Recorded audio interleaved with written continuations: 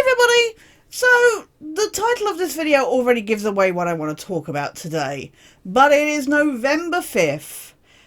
And I can't even begin to put into words how excited I have been since the announcement. I'm going to get so much flack for this. That ABBA was releasing a new studio album. The first in 39 years. That's just insane. I never, ever, ever thought it would happen. When the group broke up, of course, Agneta had some mental issues or something, and she just became a total recluse and was so against the idea of ever recording with the group again. She did do some solo stuff and that, but yeah, there was just, I mean, I think people were offering them millions upon millions to get back together, and even though they never officially split up, I just never thought it would happen. But much like never thinking we would get new X-Files episodes, there's always apparently a chance to get surprised, because yeah, we basically I believe Simon Fuller went to him about the idea of doing a tour, and I think that got changed to how it is, and I have issues with the whole idea of the London shows that are computer-generated versions of them from a recording. I don't doubt like the amount of work that went into that production, but yeah, there are whole just... There's so many layers and complexities and that to talk about that. That's what I'm not here. That's not what I'm here to talk about today. I'm here to talk about my first impressions of the album after listening to it. I've listened to it about half a dozen times since I would have a physical copy here to present to you, except apparently Amazon decided that even though I pre-ordered it, it wasn't worth delivering to me on the day of release. It's not turning up until tomorrow. And I don't think the vinyl is turning up until next week. So, yay, thanks Amazon. But thankfully, it was available, it's free to Prime members. So once midnight hit, I was on there listening to that through my headphones in the dark, just closing my eyes and listening, and I've listened to it about half a dozen times today to get into each song. This is not a reaction video. I will not be listening to the songs in this video. There's probably going to be people not used to my channel checking this video out, so I've probably already blathered on more than anybody can tolerate. Those who usually watch my videos struggle as it is. But yeah, I've always loved ABBA. I know it's kind of that thing that a lot of people keep in the dark. Like, I've mentioned to a couple people before that I like ABBA, and they're like, and yes, I am looking at you, Magic Merv, but I love ABBA. I always have, and I've always wanted to do an underrated songs video, because there are a lot of their non-hits that I think are their best recordings.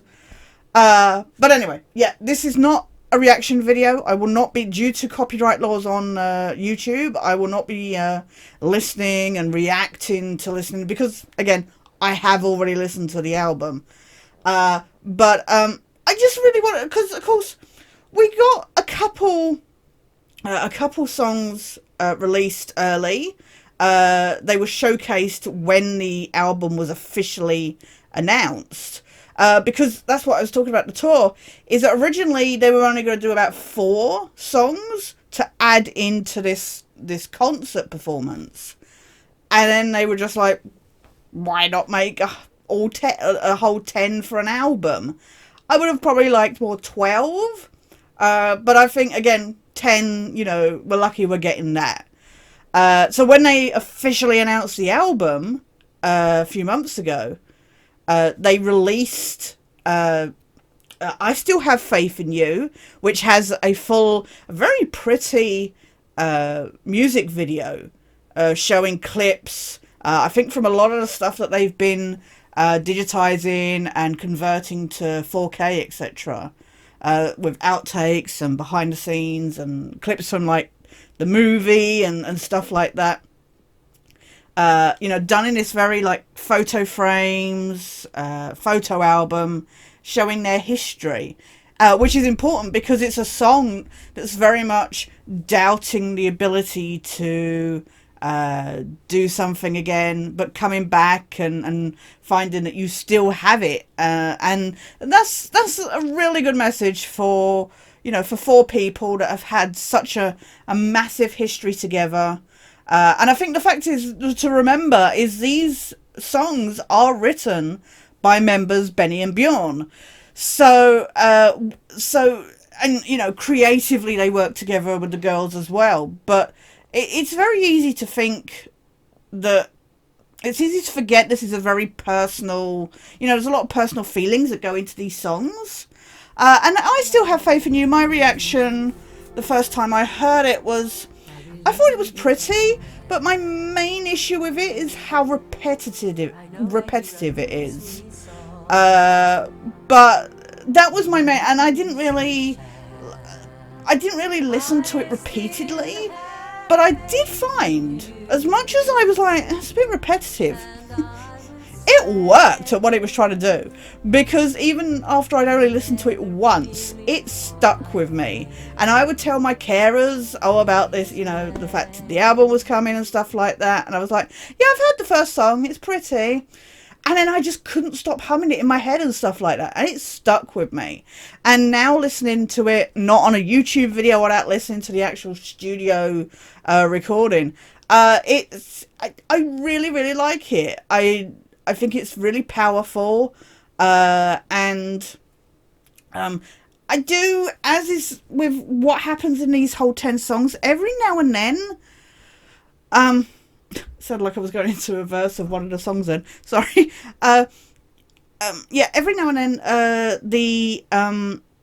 it sounds like Frida and Agneta are doubting, like hesitating, like Frida will do a note, and it sounds like she's hesitating on whether Agneta's going to hit it as well. I don't know. It's not all the time. There's one spot in this song, in I Still Have Faith in You, that happens. And there's a couple other times. I don't know. But I'm not nitpicking. I just always feel, it felt at times like they could have done another take, or that maybe other takes didn't work and this is the one they went with. But the thing to bear in mind is these people are over 70 years old. They're in their mid to late 70s. And the fact that, you know, the girls still have powerful voices, they're on a different tone, and Frida's accent is a lot thicker. Apparently she got more Swedish over time. But yeah, it's still just as rich as ever. Agneta's voice, her tone is a lot much like her later years solo stuff. But yeah, you can't criticize people in their 70s. I've seen people in their 50s struggle to hit notes. So the fact that these, you know, elderly people are able to hit these notes at all, carry a tune or whatever, is amazing. So I'm not nitpicking that element. I did feel like it could have been another take. But yeah, so there was, I Still Have Faith in You, which is a really lovely song. I definitely feel like I'm probably going to do an X-Files music video to it at some point, because that's, even though I haven't made a music video for ages, it just inspired me. And it's so, there's all this doubt and slow, quiet undertow, and then it picks up, it picks up with this positivity, you know, when it's like, we still have it in us and stuff like that, and you're just like, yeah, so there's a lot of good vocals in that. My problem is again, when it picks up for those bits of we still have it in us and stuff, there's a lot of layering, which works very well throughout this album. But I do feel there's some leveling issues with, I feel like either the layers or the instrumentation overpowers the vocals. And I find that a little distracting, especially, I guess, as somebody who loves to sing along with the songs. And then I feel like the instrumentation is washing out the vocals. That is something that happens throughout this whole album. But yeah, so there was that one released, and there was also Don't Shut Me Down, which is easily the most ABBA song on this whole album. It's very voulez-vous, the late 70s disco era ABBA tracks. It's got that sound, and it's weird because it has this very slow build up, and then just kicks in with this the drum beat and stuff like that. It's super ABBA, and I said when I played it to the carer, I was like, yeah, and she was like, yeah, that's ABBA, and I was like, yeah. If you ever had any doubt. It's weird because a lot of the other tracks on this song, on this album, you wouldn't automatically say is ABBA, but yeah, Don't Shut Me Down, and I can understand why those are the two songs they initially released to advertise this album. The only other song we got leaked, because obviously there's only 10 songs on the album, was, I was so happy when I found out this was on this album, Just a Notion, which is a song from 1978 that just didn't get released. It featured on the Thank You for the Music, the ABBA undeleted CD, when that was released. And it's only like 30 seconds, a minute long or something. And it just didn't... I think their main reason for not fully producing it or releasing it was it was found to be too close to Why Did It Have to Be Me? Which I get. I can hear it. And I love Why Did It Have to Be Me? But I love Just a Notion. It's so much fun. But to have... I feel like... I don't know. Maybe somebody can correct me. I do feel like there's some integration of the original track built in here. It feels sometimes that they're harmonizing with the 78 version of the song. I could be wrong, but that's what it feels like at times. Maybe it's just the crispness of the vocals at times. But what I do love that's been added to this song is there's a lot more piano, and just the instrument, the orchestration generally on this new version of the song is amazing. I love it. I'm just happy to have a crisp version of this song. I'm just so happy. A full version of this song. I love it. I'm kind of sad in that it takes away from there being a new song. But at the same, I kind of wish there was an album just of the... I mean, especially I wish Just Like That had been revamped. And a lot of people have said this. And Benny has turned around and said, no. It wasn't working. It doesn't work. The lyrics, the verses are ripped off from something else. And I think everybody agrees. Just, who cares? Give it to the fans. We want it. Just Like That is a really good song. It is not just the Notion level. I love singing this song. It is so much fun to sing. But yeah, it would have been nice to see a couple more of the unreleased songs. If we were going to have, a new album, it would have been nice to have some off tracks or something, especially because we've only got 10. I kind of feel bad that Just a Notion took up a spot. But at the same time, we got a new version, a full version of Just a Notion. So I was so happy. But then it dawned on me, we've got two songs, one that is very thoughtful and one that is very ABBA sounding to advertise the album. And then you've got an old song that fans would know, and of course sounds very them because it was made originally in 78. So you're like, well, where do we go from here? And I will say, as excited as I was for this album, I was a little worried. I was super worried.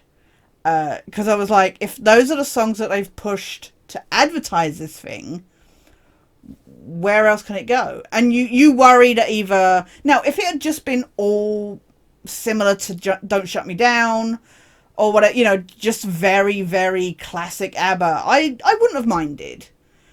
But, yeah, you do worry that either they're just all going to be the same, or whatever. And what we get with the other 7 songs is really varied, and I was surprised, especially when, like, track 2, is it track? Yeah, it's track 2, is When You Danced With Me, which is Sweden via Ireland, the most Celtic. It is a banger.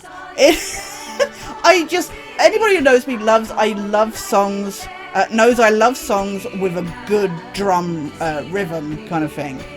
And this, you're just like clapping along and boom, boom, boom. It's a very Celtic sounding just song. You think I'm just saying Celtic Irish, but they even say about this guy leaving Kilkenny. I had to check that Kilkenny was actually a place in Ireland before I said, no, it's Ireland.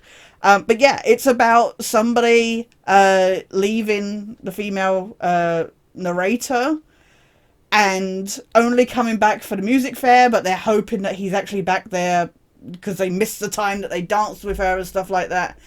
I was sat there when it first started and I was like, what? Because although Don't Shut Me Down is super ABBA, this was quite possibly the least ABBA I was expecting. I was just like, what is this? But it is so good. And I'm looking forward to, like I say, I've listened to half a dozen times. I will say the other 3 songs, especially Just an Ocean, I must have listened total like a good 24 times. The other 2 songs I've only listened to a couple extra times than the rest of the album.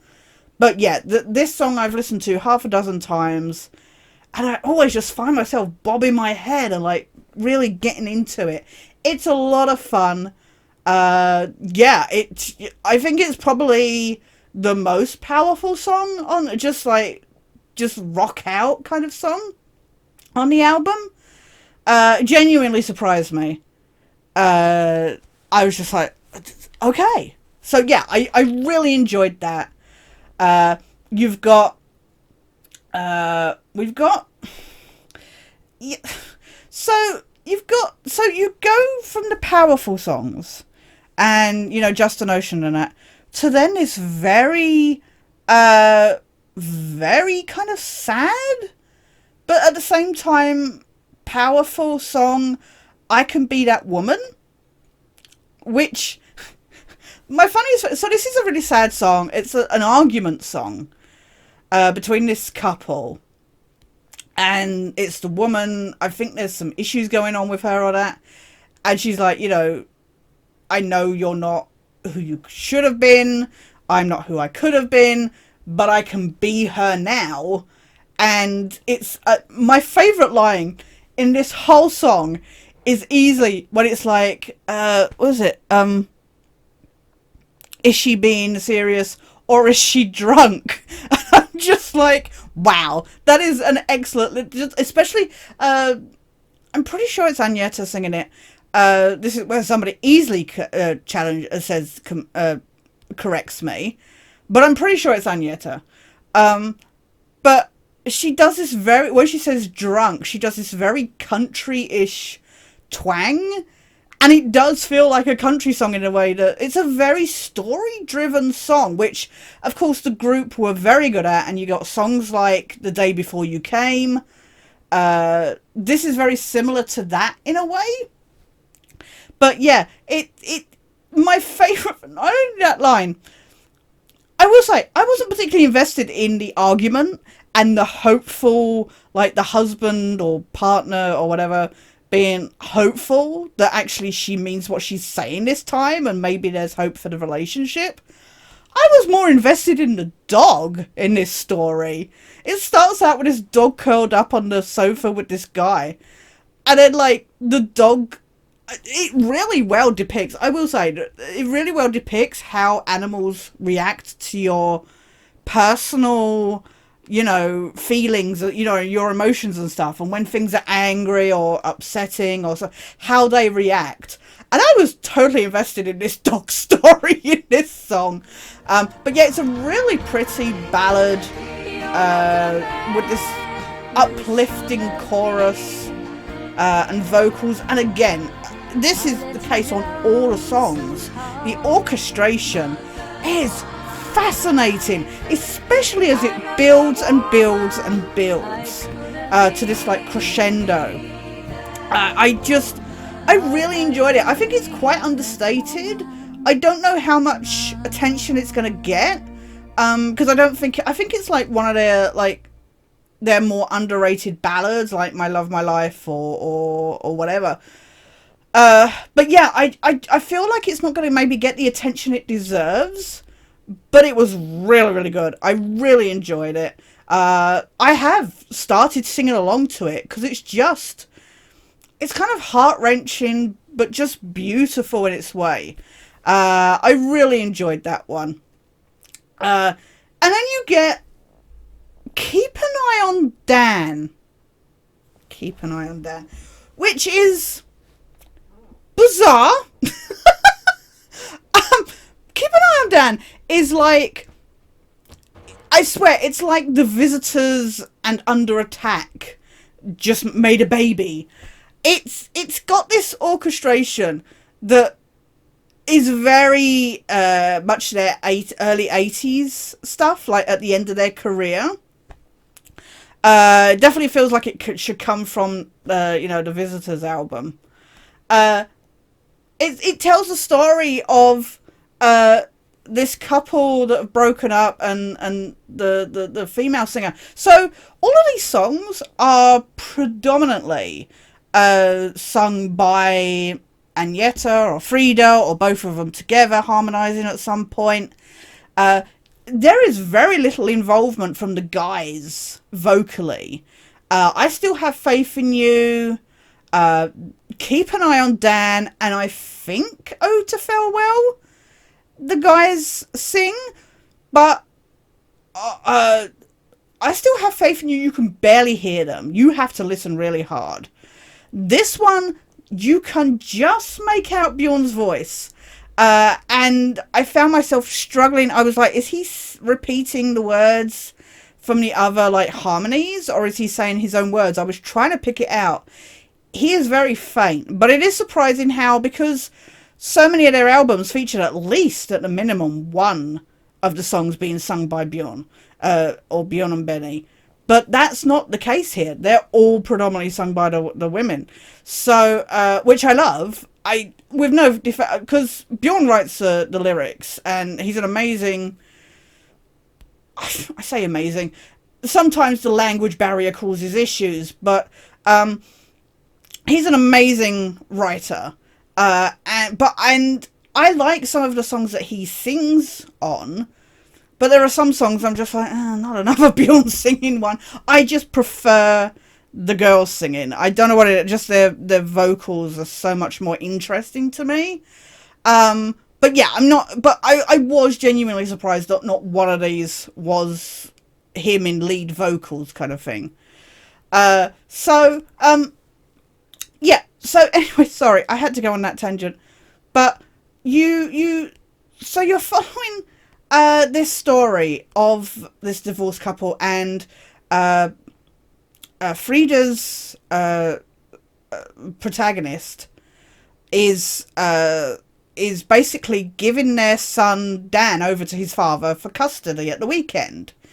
And I get the impression this is the first time that it's happened, because she's like, leaving, and she's like, I'm struggling not to cry and stuff like, and it's really powerful. And much like I can be that woman, there's a story here.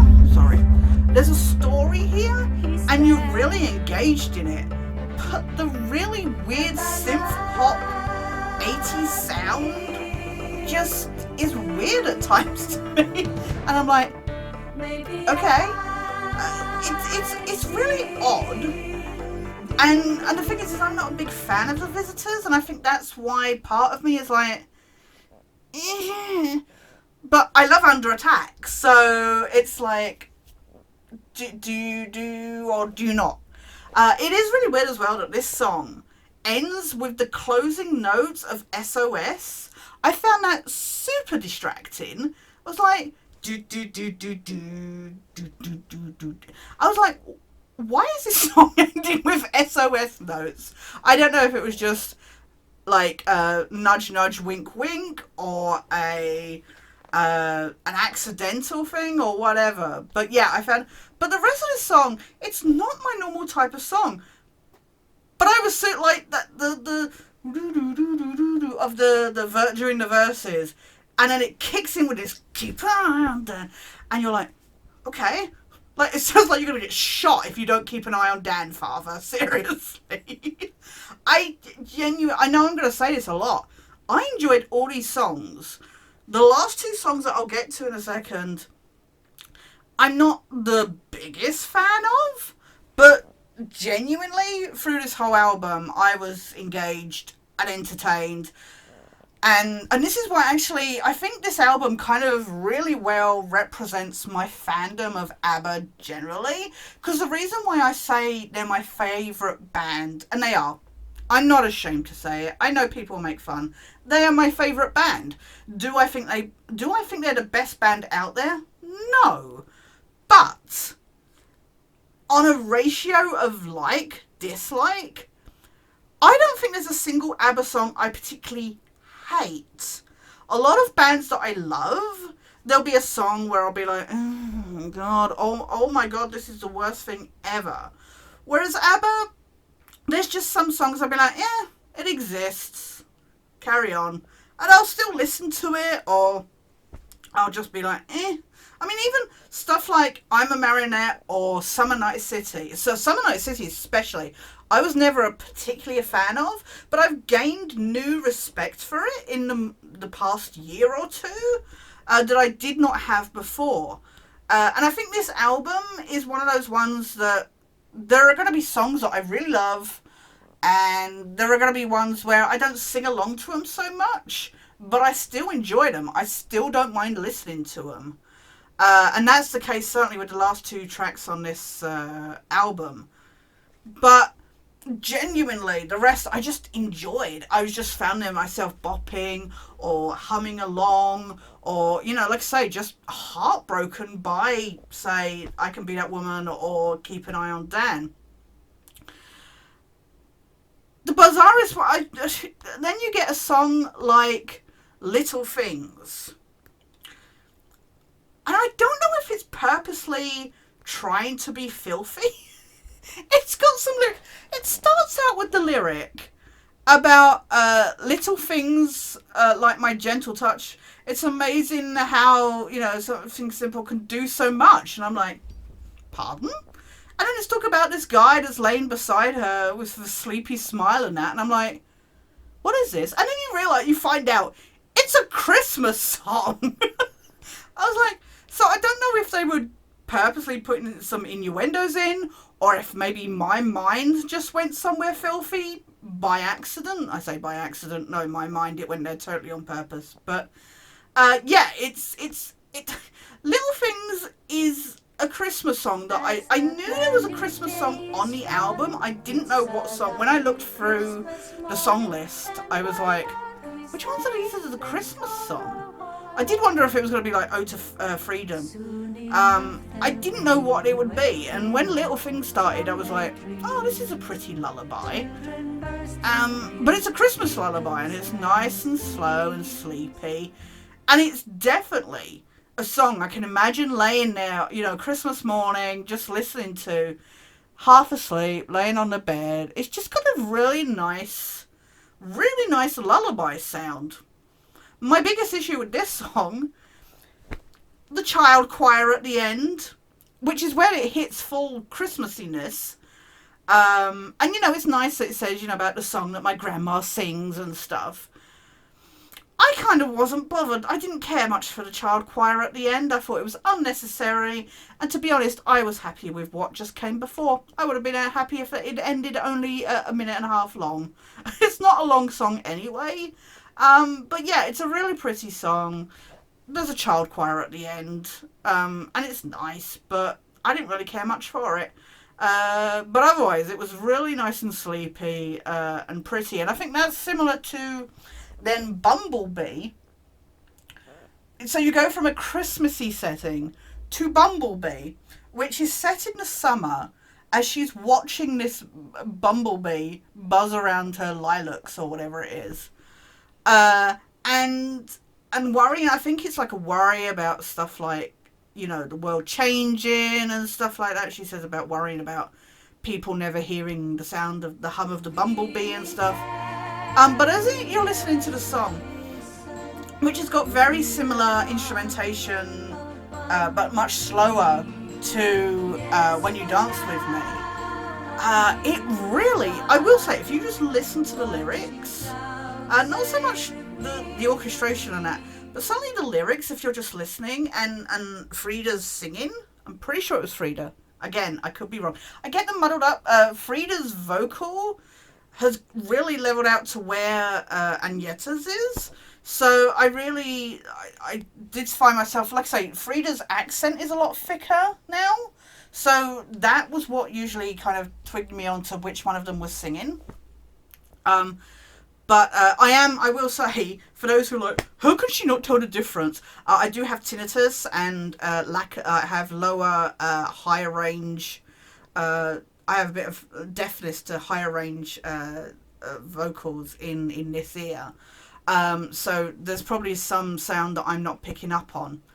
But there's this, as she's singing and telling the story of listening to the hum of this bumblebee, all I could see in my head as I'm laying there with the headphones on in the dark is just this nice setting of being out in summer with flowers and insects flying around and watching them. All I could see in my head was like footage of bees around flowers and that.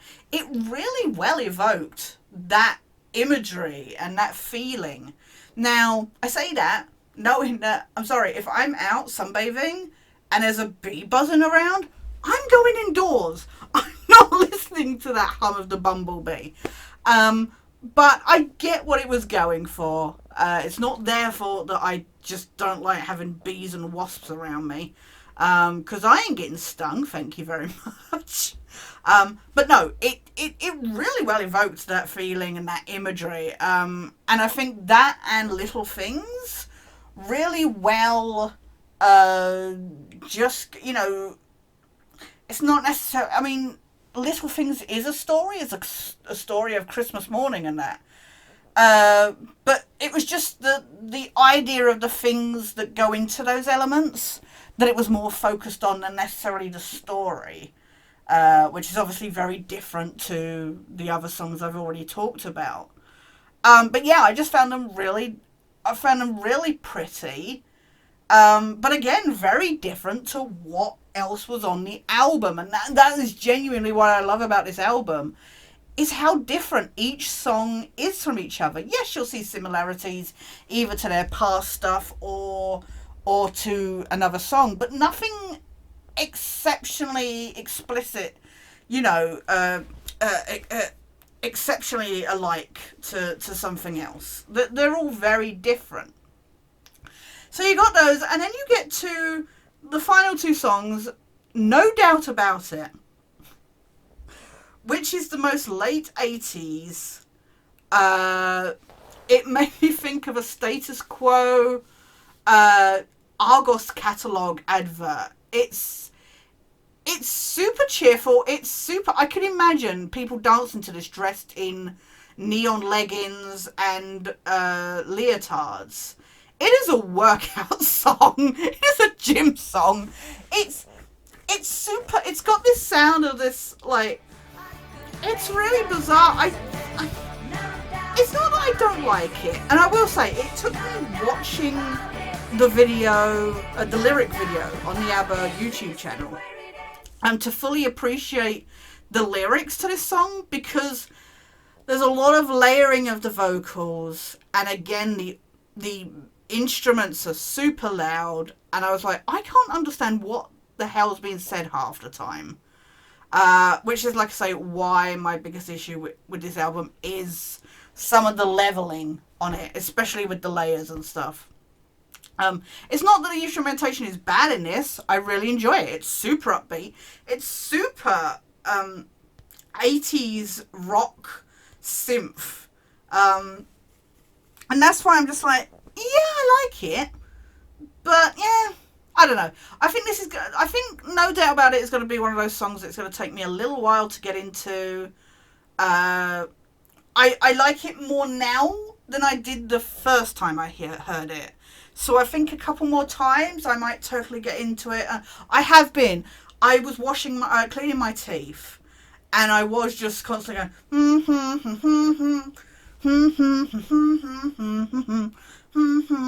So it was totally stuck in my head. It is an earworm. I just don't think it's anywhere near as good as When You Dance With Me. I don't think it's as catchy. I can understand why other people would find this the best thing ever and really enjoy it. I don't think it's as strong as When You Dance With Me. I think it's just... I think it's good. I think it's fun. Again, I just think it's as un-ABBA... It's weird. It's ABBA, but it's the most un-ABBA-ish thing on the album. I can imagine, I don't know, Kajagoogoo or somebody singing it. It's or the Bangles or so. Or Gloria. I don't know. It's just one of those songs that you're just like, okay. It's super bouncy and jumpy and it's really, considering it's talking about somebody acknowledging that they've screwed up this time, and they're like, yeah, no, I need to admit it. I know I exaggerate things. You know, I know he's not going to take the bait this time. You know, there's somebody who's baiting the significant other and stuff like that. It's an interesting, like I say, I think I appreciate it more after seeing the video with the lyrics. But yeah, I don't think it's the best on the album, but it's entertaining, and just super different. But then we get to the final track, Ode to Farewell. And Ode to Farewell is my least favourite track on the album. Not that I dislike it, and that's what I was saying before. It's not that I hate it. And I get what it's going for. It's very instrumentation based. I did wonder if there was going to be a kind of intermezzo song on here. I thought there might be a piano ballad or something. There's not.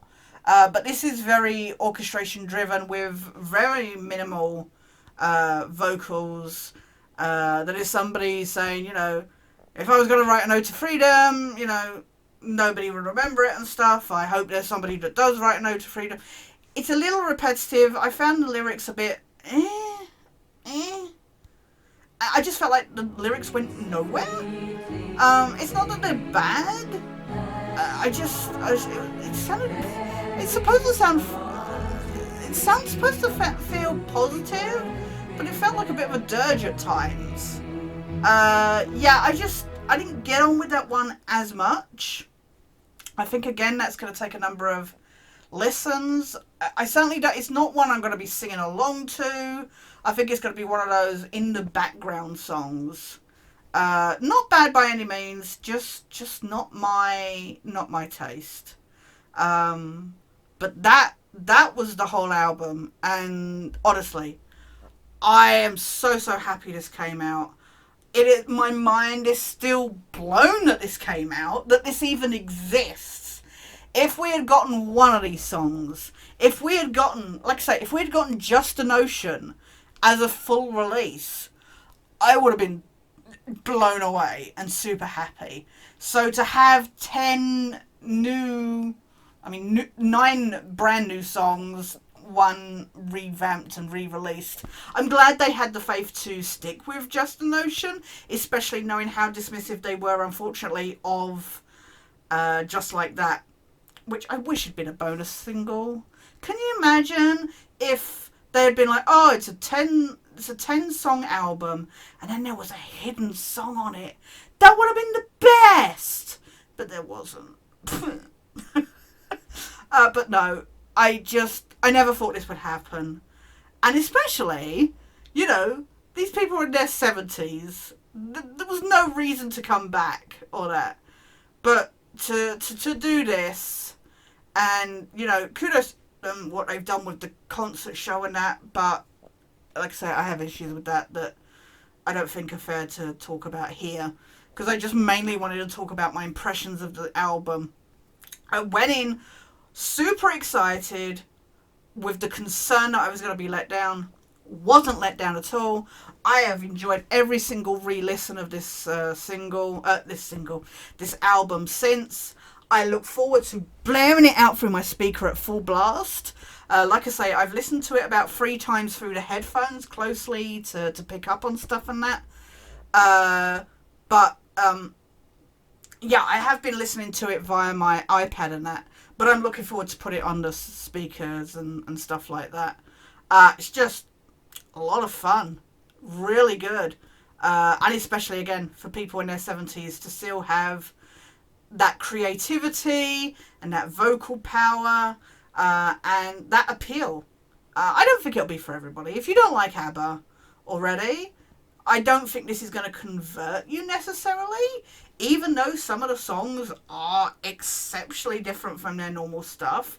There is something, I guess, just in the nature of their creativity. There is something very them about them, while still being quite different. So I don't think it's necessarily going to convert anybody. But I really enjoyed it, and I think there's a lot of stuff here too, a lot of variation. There's got to be at least one thing here that will appeal to you. But yeah, I'm so happy, and I'm so happy that I wasn't let down, because I genuinely was worried after hearing those first 3 releases and the fact that nothing else was released. But that's ABBA Voyage. I do recommend it. Honestly, give it a try at least once. It's really fun. And just bear in mind, this is from a group that hasn't done anything for 40 years, or almost 40 years. Yeah, just check it out. I love it. I'm so happy. And there are songs here that just made me emotionally drained. I'm just happy thinking about it and wanting to listen to it again. But yeah, thank you so much for watching, guys. Like I said, it's not my normal type of video or that. But I really wanted to talk about it. I was so excited for this album. And I've been wanting to mention it on the channel. I was looking forward to it. And I was like, no, just do a review when it comes out. But yeah, that's ABBA Voyage. In 2021. It's insane. Sorry. I can't believe it. Anyway, thank you so much for watching, guys. Please take care. Stay well. More stuff is on the way. And I'll see you somewhere down the line.